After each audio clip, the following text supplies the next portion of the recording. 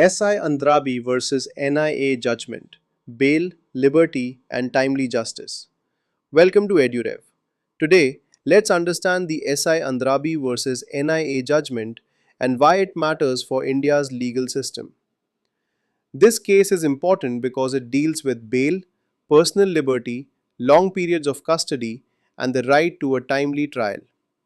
The case is linked with the Unlawful Activities Prevention Act, commonly known as UAPA. What is UAPA?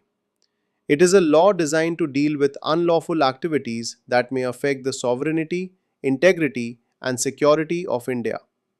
However, cases under this law often involve strict bail conditions.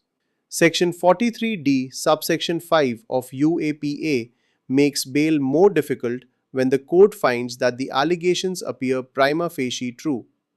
Prima facie means based on the initial view of the available material.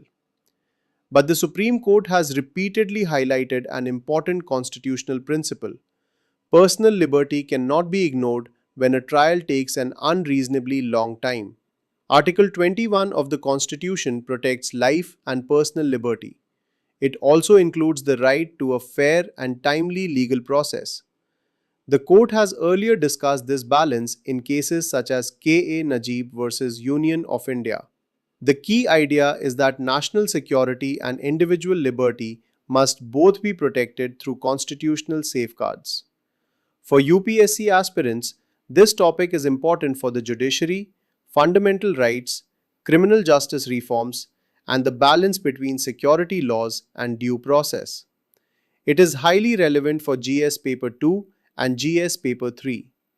The larger question is, how can India ensure security while also protecting constitutional liberty and speedy justice? That is the core of this judgment. Stay connected, and for more UPSC current affairs, download the EduRev app. Thank you.